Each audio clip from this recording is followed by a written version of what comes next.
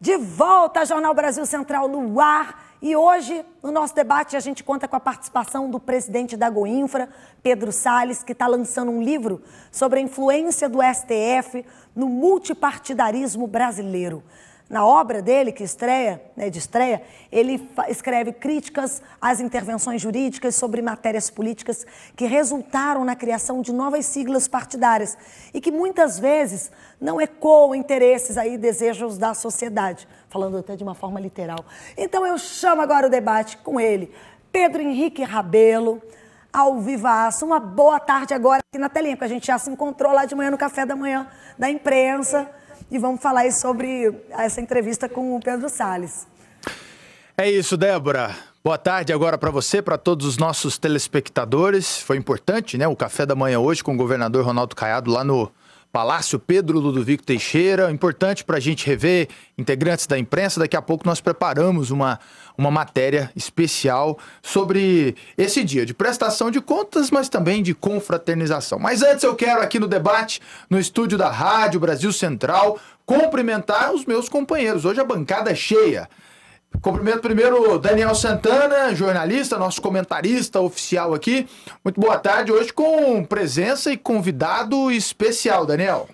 Boa tarde, Pedro Henrique Rabelo, boa tarde, Débora, boa tarde aos nossos convidados e a vocês de casa. Realmente, hoje a gente tem uma presença especial aqui, um duplo secretário, né, presidente da Goinfra e nesse momento também da GEAB, Pedro Salles, que vai falar pra gente também dessa vertente de escritor. Pedro Salles que faz de tudo, né? Eu vejo lá no Instagram dele, ele corre, tem 2 secretarias e ainda arrumou tempo para escrever um livro e vai falar mais sobre isso pra gente aqui. Obrigado pela presença, Pedro. É isso. Vou cumprimentar também o jornalista e especialista em redes sociais, Rogério Rezende, sempre acrescentando no nosso programa. Boa tarde, Rogério.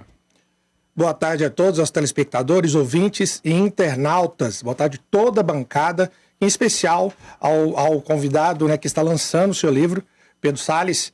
A gente deseja para você todo sucesso em vendas, viu? Você tenha bastante vendas, porque é difícil vender livro no Brasil, né? Aí você vai falar para nós um pouquinho sobre isso.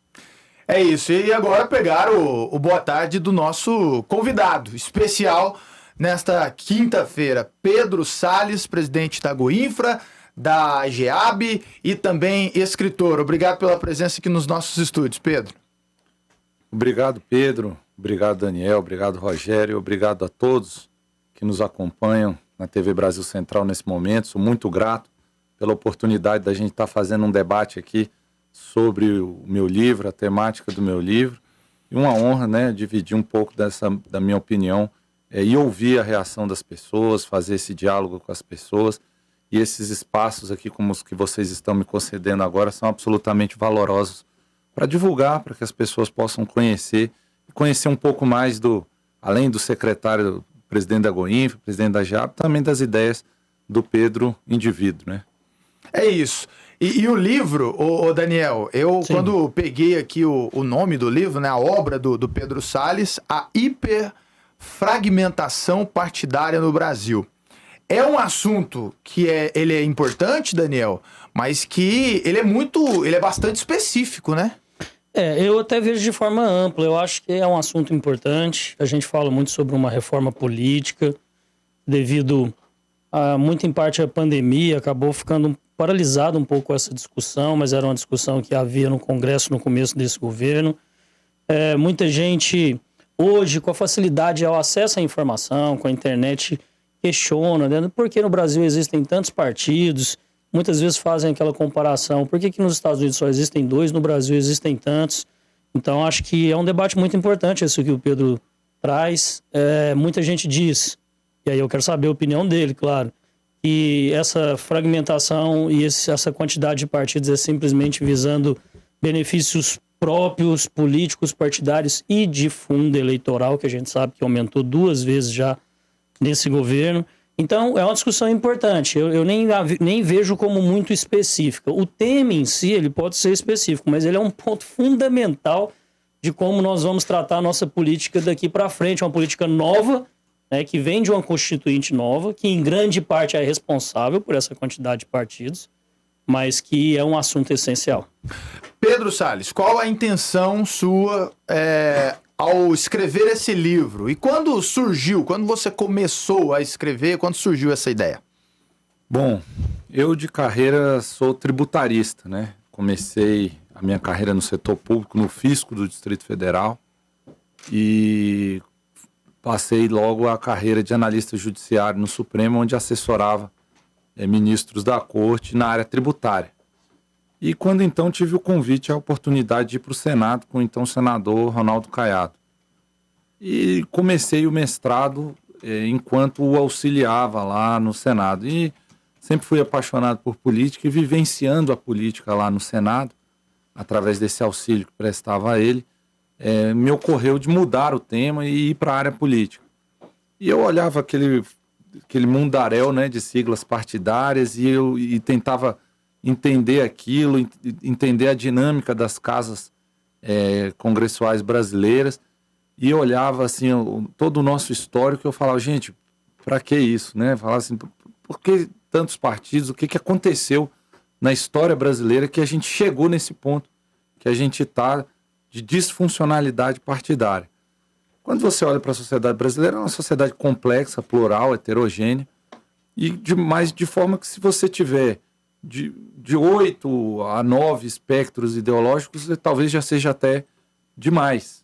E por que temos, então, 33 partidos? Então, o que aconteceu ao longo dessa marcha? A gente vem de um período longo de bipartidarismo da ditadura militar, foi para a Constituição da República, previu o pluripartidarismo, e quando foi viver esse pluripartidarismo, vindo de décadas de trauma do bipartidarismo, da falta de representatividade, a gente se excedeu.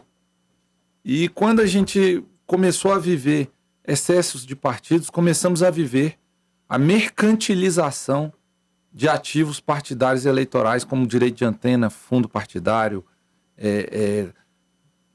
negociações de coligações movidas por interesses distintos daqueles que sejam os efetivamente representativos. E, ao ser transformado num comércio, os partidos políticos foram se proliferando. E aí o livro ele busca fazer uma crítica a esse cenário e busca analisar de que forma que o Supremo contribuiu para isso. E de que forma foi, Pedro? Bom, você vê a constatação do próprio ambiente político, do quão lesivo isso foi, e a tentativa no tempo de legislações que buscavam, ora, refrear isso, ora, até fazer um esforço contrário. Cláusula de barreira é um exemplo claro, fidelidade partidária, tudo para você conter esse movimento. E o Supremo, no tempo, foi julgando essas leis inválidas e retirando essas travas e alimentando e fomentando a proliferação. Então a gente analisa no livro um contexto histórico partidário brasileiro, a influência da Constituição de 88 nesse cenário, a influência das decisões do Supremo à luz da Constituição, o presidencialismo de coalizão, como que isso influencia no arranjo de governabilidade. E no final do livro a gente elogia a mudança de pensamento do Supremo, que hoje tem uma linha completamente contrária à que ele havia antes, no sentido de validar essas restrições para que a gente, no tempo, consiga reduzir o número de partidos no Brasil. Então, eu queria aproveitar essa última parte da fala do Pedro sobre a mudança de concepção do Supremo e queria saber dele se ele acredita que por isso pode até parecer uma dicotomia, né? Pode até parecer estranho a gente falar aqui da facilidade de se ter partidos no Brasil e termos tanto, e muita gente dizer que hoje é muito difícil ter um partido e o próprio presidente da República não conseguiu, em tempo hábil, viabilizar o seu partido. Você acredita que seja por essa mudança do Supremo mesmo, Pedro, que isso aconteceu? Olha, o Supremo foi instado a enfrentar uma reforma de 2015 que tornou muito mais difícil a criação de partidos, o número de assinaturas, a forma como se confere essas assinaturas, a busca, né, por um critério de representatividade que hoje se adota para criar um partido, que é extremamente complexo e difícil. Veja que o presidente da República, a autoridade política máxima do país, tentou criar um partido e não conseguiu. Se esforçou, buscou seus correligionários, apoiadores, e não conseguiu. Veja que hoje sim, para criar um partido político no Brasil, você precisa efetivamente de representatividade e de ressonância política no tecido social de um segmento da população brasileira. E qual é o papel do Supremo nisso? Reconhecer que isso é legítimo, manter isso válido, né? Parar de invadir a esfera política para imprimir as suas opiniões, deixar a esfera política agir da forma como ela entende melhor. E ao validar, veja que o partido do nosso governador se fundiu com o partido PSL, outros pretendem se federar, outros pretendem também outras fusões. Isso, com o tempo, você impede a criação de novos e os que existiam vão se fundindo. Com o tempo, você vai chegar naquele resultado que é o resultado ideal, de que a existência de um partido político, de fato, ela representa uma fatia ideológica e representativa do que é o espectro ideológico e político da sociedade. E aí você começa a ter mais fidelidade a bases partidárias, doutrinas partidárias. O sujeito ele não é do Partido dos Trabalhadores e defende banqueiros, ou ele é de direita e é sindicalista. No Brasil hoje você tem uma confusão que você tem de tudo. E isso a gente precisa vencer. Veja como é a sociedade americana de forma muito clara. Lá os democratas, os republicanos, as bandeiras de cada um deles, a sociedade dividida ali de acordo com aquela linha ideológica matriz que eles têm e funciona para eles, né? Para nós não somos iguais a eles, temos nossas diferenças, mas é preciso que a sociedade se encontre, né? Se identifique com um partido político, participe da política e sinta que tem pertencimento e acolhimento a uma linha que ela quer defender, um espaço que ela quer ocupar na sociedade brasileira. Isso é muito importante. 12:17, eu chamo aos nossos telespectadores, ouvintes também da Rádio Brasil Central, para participarem por meio do WhatsApp, 6232017720. DDD 6232017720. Nós estamos contando hoje com a participação do Pedro Salles, presidente da Goinfra, também da GEAB, e agora tendo a oportunidade de lançar o seu livro hoje, A Hiperfragmentação Partidária no Brasil. O evento vai acontecer hoje às 7 horas da noite, lá no Centro Cultural Oscar Niemeyer, que inclusive hoje pela manhã, no café da manhã, o governador Ronaldo Caiado fez um convite, né, para todo mundo ir ao Oscar Niemeyer, porque estamos vivendo um momento natalino, né, uma decoração muito bonita, aberto a todas as famílias, de graça. Então se você tiver oportunidade, vá ao Oscar Niemeyer e de forma específica hoje para acompanhar o lançamento do livro do Pedro Salles. Rogério Rezende, nosso especialista em redes sociais, também jornalista. Rogério. Vamos lá, secretário. Dentro do seu livro, você faz alguma alusão, por exemplo, o que eu percebo hoje com relação aos partidos, né? Na primeira instância, a gente vê essa pluralidade de partidos, pressupõe que existe uma democracia, ou seja, tem várias vertentes, vários grupos, né? E a primeira instância, a gente percebe dessa maneira. E aí, no Congresso, vai acontecer o quê? Vai ter mais cadeiras, então vai ter uma fragmentação de vários partidos lá no Congresso. Mas, por outro lado, a gente percebe também que isso dificulta muito as negociações do Executivo, para ele conseguir negociar e conseguir aprovar as medidas as quais ele deseja para conduzir o país. Como é que o senhor enxerga isso daí? Bom, nós somos presidencialistas, né? Essa é uma opção da Constituição de 88 e que nós precisamos seguir. Somos presidencialistas. No presidencialismo, você tem que ter um diálogo do chefe do Poder Executivo. Isso se dá na esfera federal, estadual e municipal, com a sua arena parlamentar lá que se relaciona com ele. Veja você, nós estamos aqui em 4 pessoas. Vamos dizer que amanhã eu vou participar do programa também, e aí cumpre a nós aqui definir qual é a programação de amanhã, qual o assunto que nós vamos debater amanhã. Estamos aqui entre 4, teremos um nível tal de dificuldade de chegar a um consenso, né? Imagine que o programa amanhã, na verdade, tem nós 4 e mais 10 participantes, serão 14. Meu Deus, complicado. Para definir qual é a temática que vai ser do nosso programa de amanhã. Você percebe que num exemplo simples e relativamente casuístico, você vê a dificuldade de se construir consenso. O consenso entre os seres humanos são complexos, eles pensam diferentes.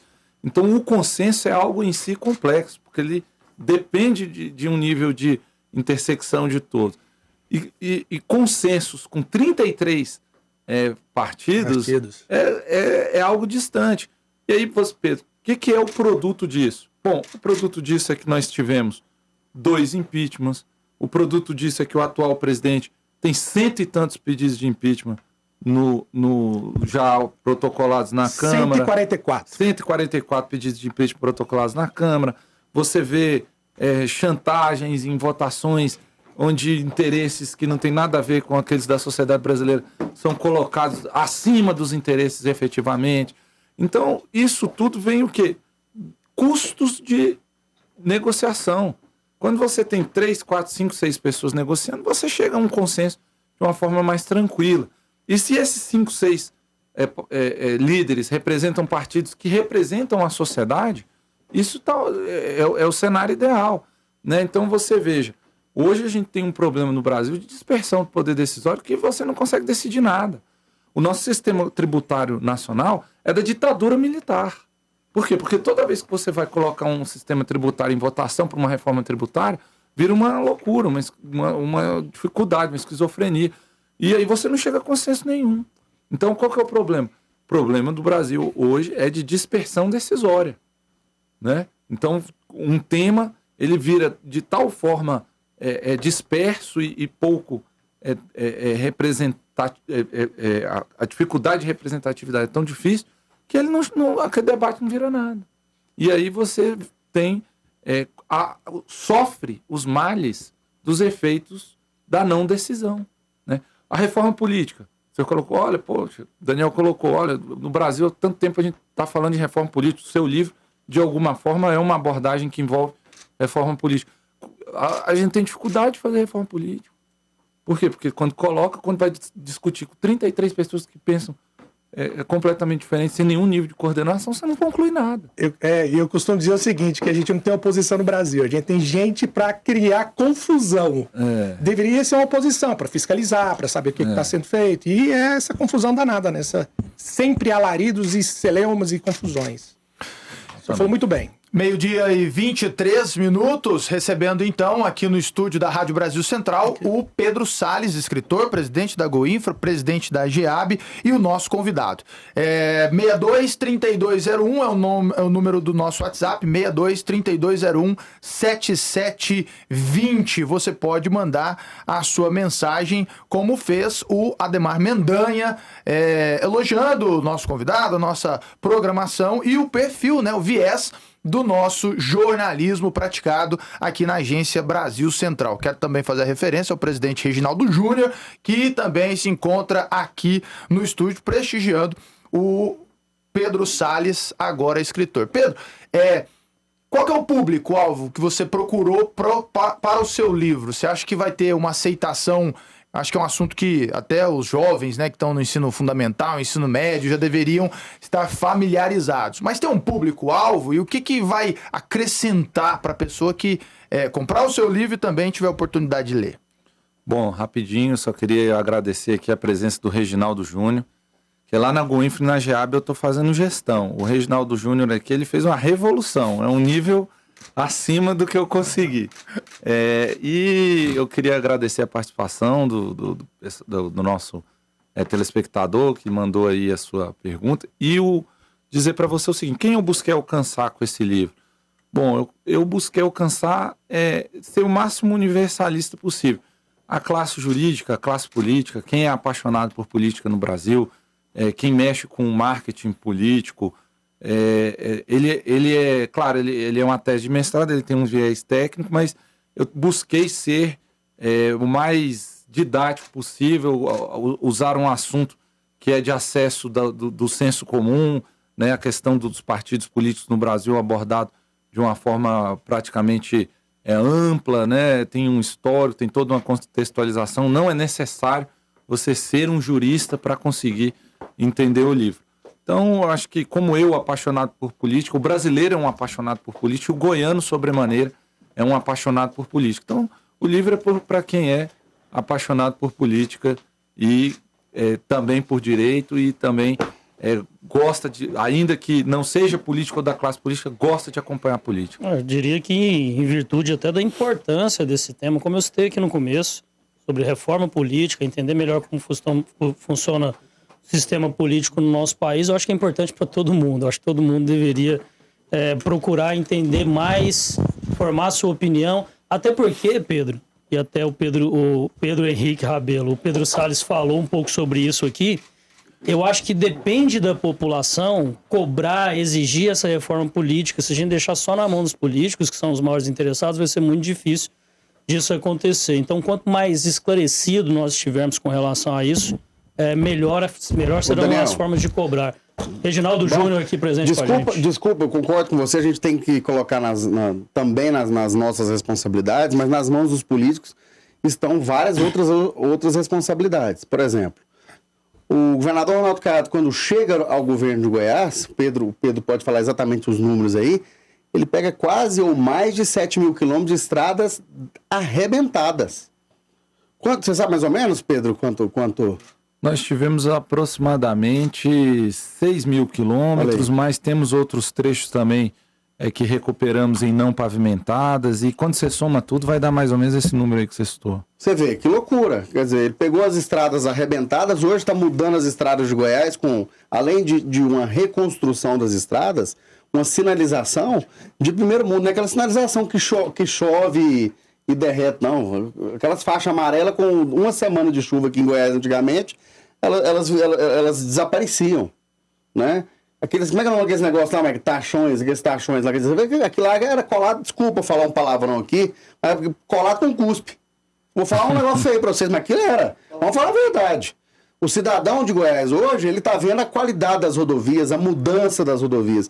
E eu acho que essa gestão pública, que o governador Ronaldo Caiado, que o Pedro à frente... Vamos falar primeiro da Goinfra, porque ele tá à frente de duas, da Goinfra e da GEAB. Muita coisa. A GEAB, todo mundo sabe do carinho que eu tenho pela GEAB, mas assim, e do que eu falo da GEAB. Mas eram goianos, Pedro, que estavam morrendo nas rodovias. Verdade. A gente tem que responsabilizar as pessoas, não é só pela má conservação, mas são por mortes. São por mortes que estavam acontecendo nessa rodovia.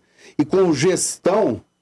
E eu acho que a revolução, como o Pedro brincou lá, a revolução passa por isso, mas com a gestão as coisas começam a aparecer mesmo, é normal. E que venha 2022 para vocês entenderem o que vai ser de vez a qualidade, a aprovação de um trabalho bem feito.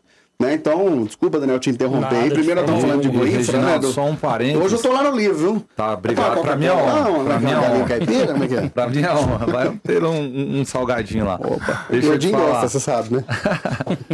Eu queria falar para você o seguinte, além, Reginaldo, da gente ter conseguido diminuir o número de acidentes fatais, nós reduzimos os números de radares nas rodovias. Nós acabamos com aquela indústria de multa. Nós pagamos 40% menos pelos equipamentos que hoje estão instalados do que havia no passado. A arrecadação com multas no Estado, ela foi reduzida em mais de 35% por ano. Tem menos radares, eles estão nos locais estratégicos, estão de forma visível na forma de lombada, com o condutor que passa a ver a velocidade que passou para não ser enganado, ludibriado. E mesmo assim, nós reduzimos o número de acidentes, reduzimos o número de arrecadação. Eu costumo dizer o seguinte, a arrecadação é um diálogo que tem que fazer com a secretária Cristiane Schmidt. Ela é que coordena os tributos do Estado, ela que define lá. A arrecadação não é temática da Goinfra. A temática da Goinfra é salvar vidas. Colocar só aqueles que forem necessários no local certo e reduzimos. E temos números para isso. O Jornal Popular, na época, deu a notícia e reconheceu no dia seguinte a que veiculou que nós tínhamos razão na nossa resposta, que nós trabalhamos com menos radares, que os nossos radares estão mais baratos e que a arrecadação, aquilo que se tira da população com multas, diminuiu drasticamente. Então eu peço à população do Estado de Goiás que reconheça isso, que foi uma promessa do governador Ronaldo Caiado, e não é mais uma promessa, não. É uma uma determinação cumprida. Nem chamo mais, cumprido. não chamo mais de promessa, eu chamo de compromisso cumprido. E para isso nós temos dados, informações que foram divulgados no jornal. O jornal teve a grandeza de no dia seguinte colocar os dados reais e os números publicamente. Eu vou estar repetindo isso nas minhas redes sociais e pedir a vocês a divulgar aqui, porque a população tem que saber reconhecer. Reduzimos radares, salvamos colocar o Instagram do Pedro aí, ó, pra quem quiser falar direto com ele também. É importante aí. Aliás, presidente Reginaldo Júnior e presidente Pedro Salles, eu quero até fazer porque acabou aquela história também do presidente da Goinfra ser um cara intocável. O Pedro, ele não anda com segurando aquele tanto de gente, não. É ele desce tava no mutirão, né? Tava no mutirão. O mutirão é bom por causa disso também, né? A gente chega do lado da população. Então, quer falar com o Pedro? Quer dizer, fala com o Pedro no direct do Instagram, manda mensagem pra ele, que ele conversa com a pessoa. Ontem, presidente, eu ganhei uma folga aqui na TV, né? Tinha umas folgas aí sobrando, fui lá pra região de Caldas Novas. Minha gravata é amarela, tá sumida naquele vídeo lá. Eu pedi o Rodrigo aqui, eu mandei o vídeo pro Rodrigo, eu pedi a esposa ontem pra fazer um vídeo, porque eu tava indo pra Rio Quente. Quer ver? Você foi por onde? Solta. Olha lá, isso aí foi a esposa que filmou, ó. Que bacana, hein? A qualidade da rodovia, antes de chegar pra Caldas Novas, pra esquerda, sai pra Caldas Novas, pra direita, pra Rio Quente. Essa aí é a rodovia que foi inaugurada esse ano, né? Nesse ano, né, Pedro? Você já passou naquela de Cristianópolis?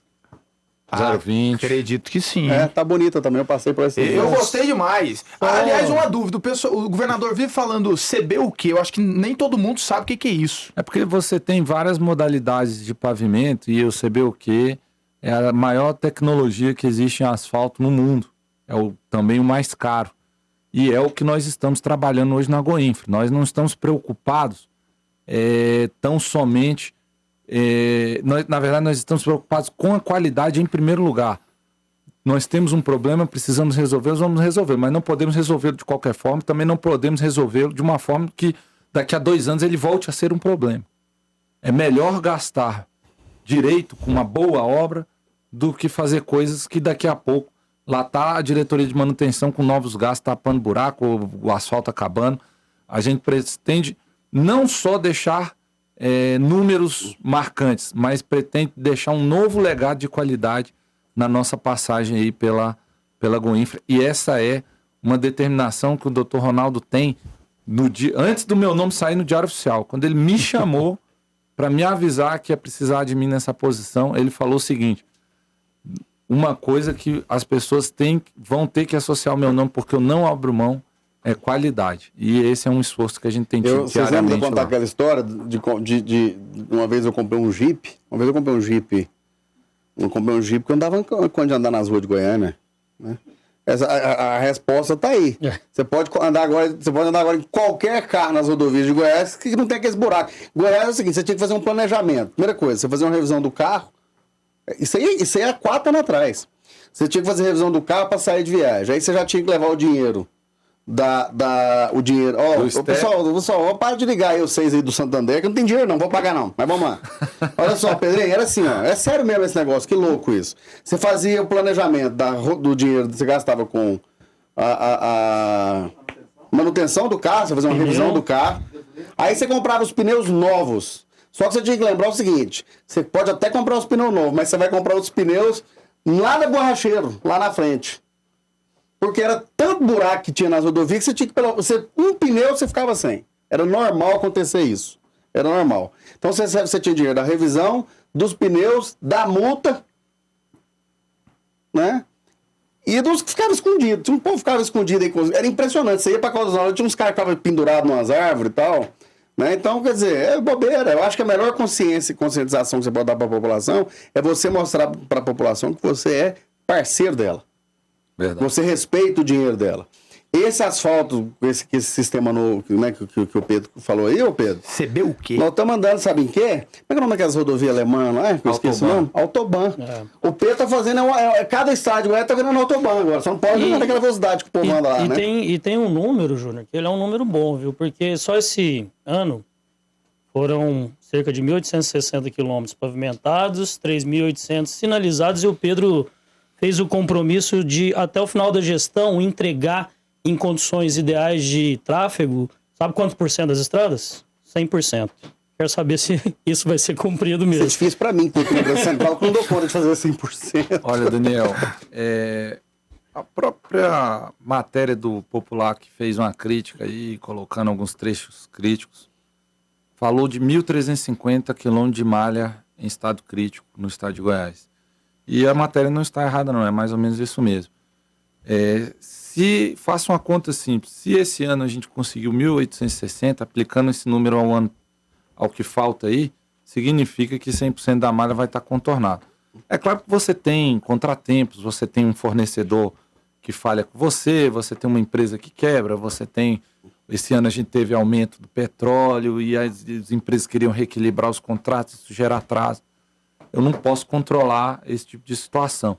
Mas a prevalecer o rendimento que nós vemos tendo, ou a estrada estará 100% controlada, ou a obra estará, no mínimo, no trecho para que 100% esteja. Então, esse é um compromisso que eu assumo aqui publicamente e que nós vamos honrar. E aí? É isso. Meio-dia... É bom quando o cara fala pra você, né? Nós vamos honrar. É tão mais fácil, né? Você fica entrevistando um povo aí, e aí você vê o resultado, né? Todos os dias aqui nas nossas matérias, aqui na TV Brasil Central, a gente tá vendo escolas, recebi rodovias... informação aqui que aqui antigamente era asfaltado 45 mil metros. É isso, Marquinhos? Hoje são 6 mil quilômetros de asfalto. Quer dizer, vamos comparar, você tem que comparar, né?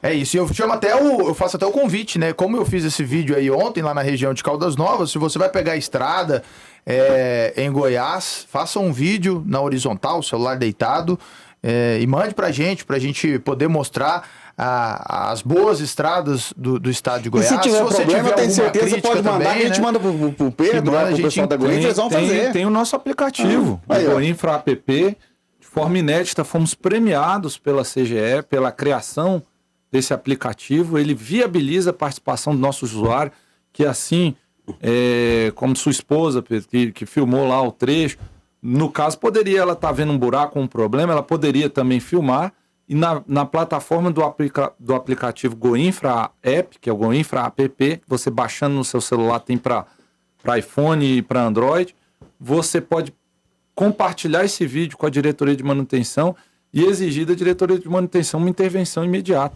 E esses vídeos e fotos vão se gerando relatórios e vão deflagrando ordens de serviço automática junto às contratadas das regionais.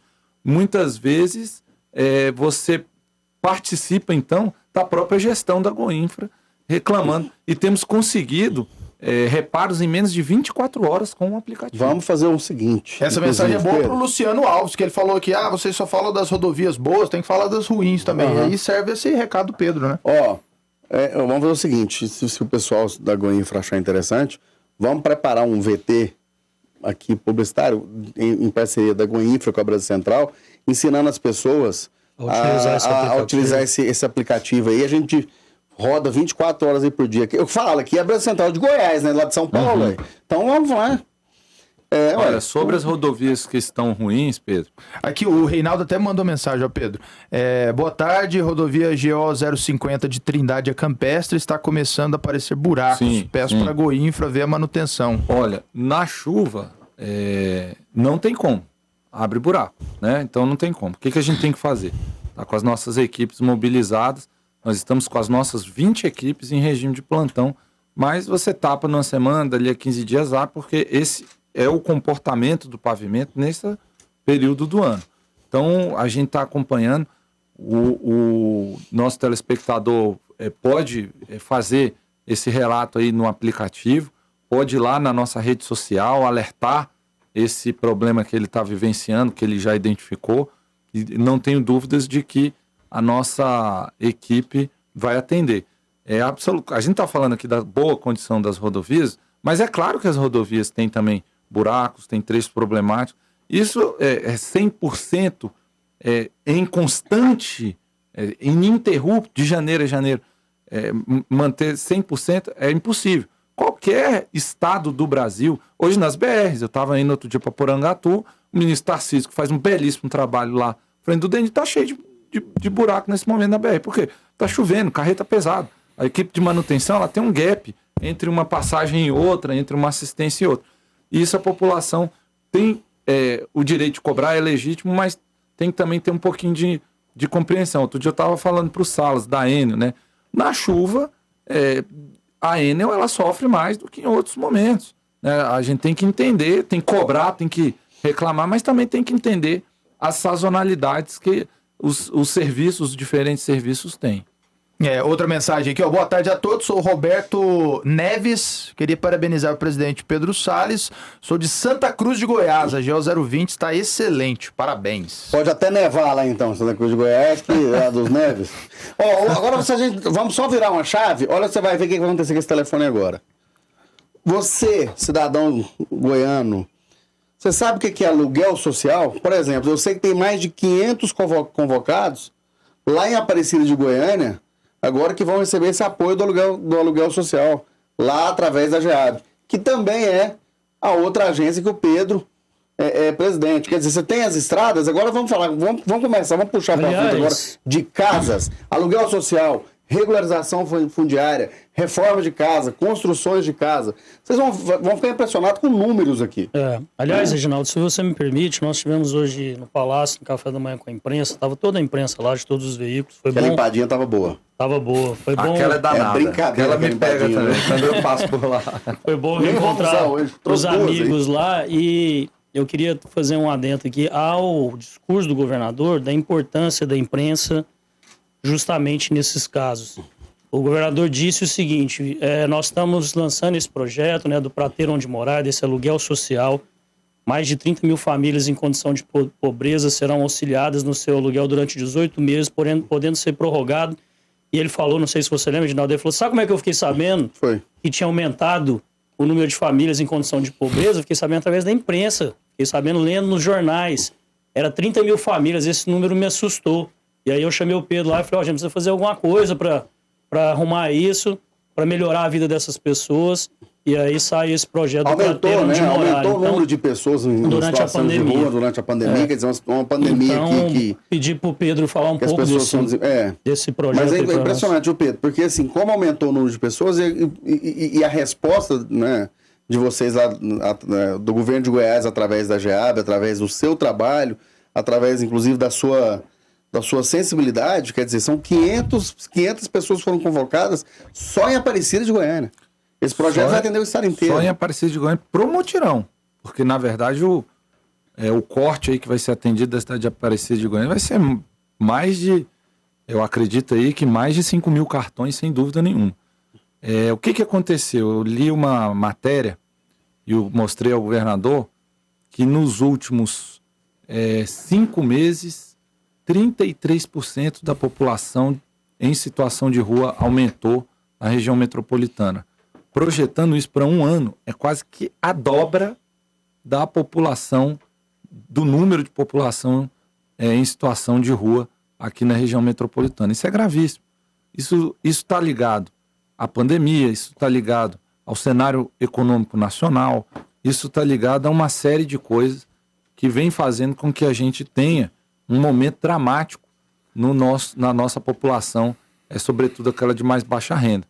Reginaldo, as histórias que a gente tem visto lá nesse cadastramento, lá em Aparecida, tem me tocado muito.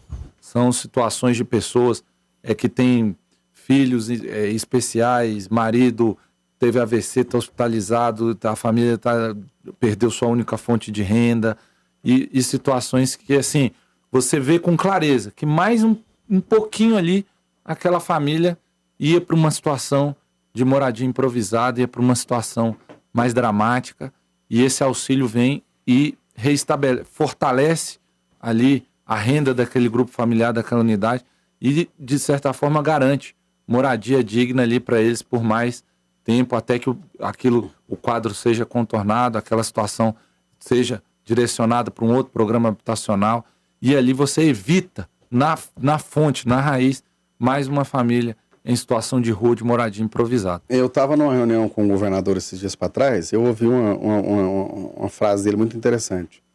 Ele não quer deixar como marca do governo dele, o Pedro já deve ter ouvido isso, uma obra faraônica, essas obras gigantescas, não, pelo contrário. Ele quer deixar como marca do governo dele cuidar da vida das pessoas. Eu acho que o governo ele é para isso mesmo. Ele é para atender principalmente as pessoas que têm maior necessidade de apoio desse governo. São pessoas que não têm casa.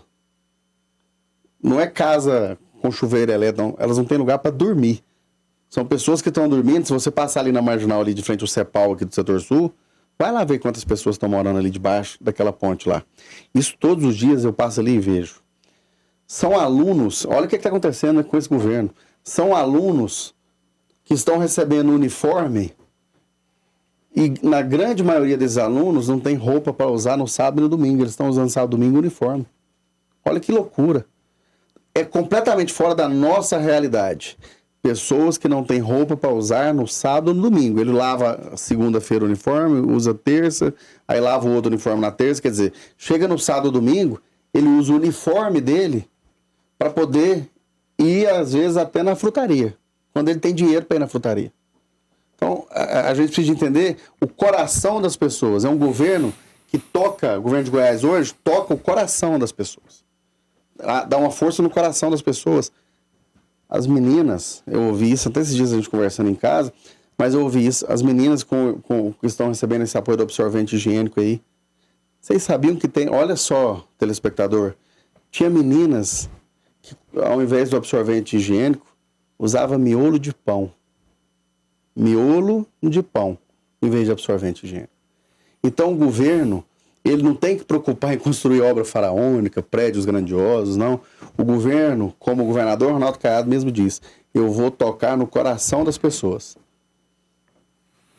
Tocando no coração das pessoas é evitando mortes nas rodovias, é dando qualidade de vida para essas pessoas, é construindo casas para essas pessoas, é reformando casas de pessoas. E outra coisa, às vezes você vai reformar uma casa, de tanta dificuldade que é, o Pedro deve saber disso, você vai quebrar, tirar uma porta, o batendo de uma porta cai a parede.